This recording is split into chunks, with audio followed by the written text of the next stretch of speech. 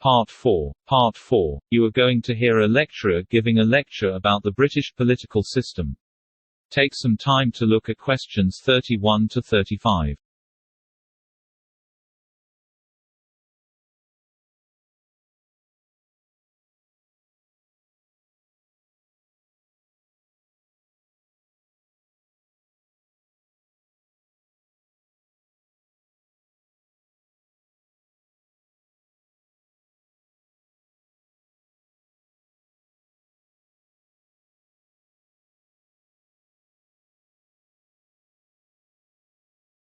Now listen and answer questions 31 to 35.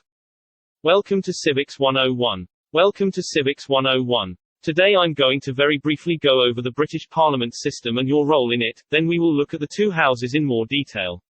Issues affecting all our lives are shaped and driven by Parliament. But how did it all begin? What does Parliament do all day and how do you fit in? Parliament has evolved throughout its long history to become what it is today, changing over time to meet the needs of the people. Two key historical events began this process. In 1215, King John put his seal on Magna Carta and agreed to a list of 63 rules set out by a group of barons. This ensured for the first time that no one, not even the king, was above the law. 50 years later, Simon de Montfort, for the first time, invited representatives of the towns and shires to his 1265 Parliament. These events established the foundations for the representative democracy we have today, and from this point onwards the power to make decisions for the nation passed, over time, from the monarch to Parliament. Let's take a closer look at the UK Parliament today. Parliament is made up of three parts, namely, the House of Commons, the House of Lords, and the monarch. The House of Commons is the elected chamber of Parliament. It debates big issues, proposes laws, amends existing ones, and challenges the government's work.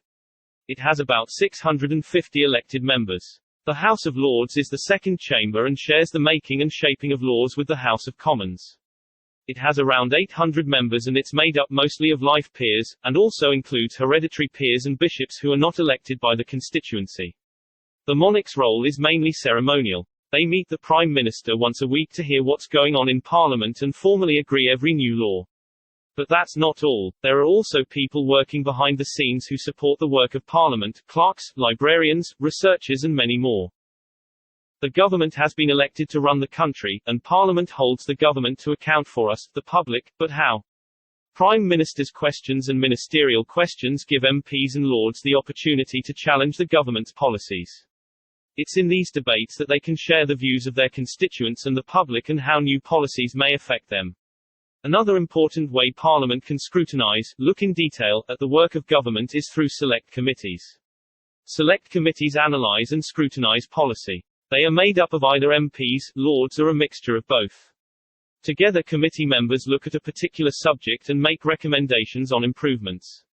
At the end of an inquiry, a committee writes a report with recommendations that the government usually responds to within 60 days. Before you hear the rest of the audio, take some time to look at questions 36 to 40.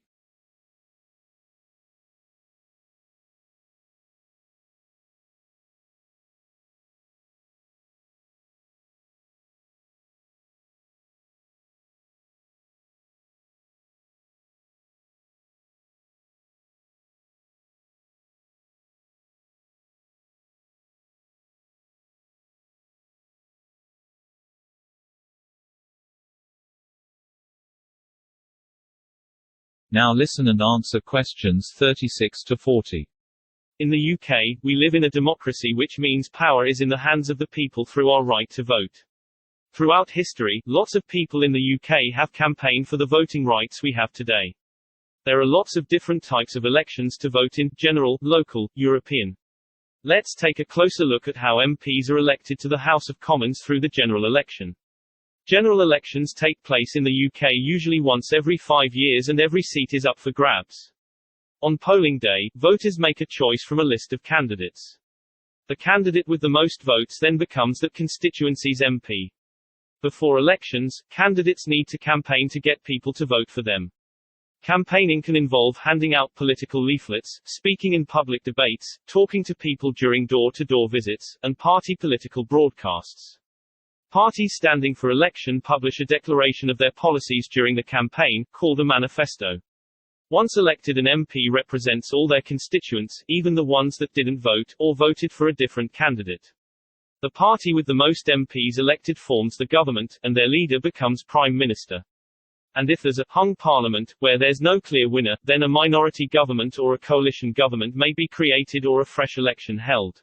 One way to have a say in how the country is run is to use your vote. You have to be 18 or over to vote in general elections, but you can register from the age of 16.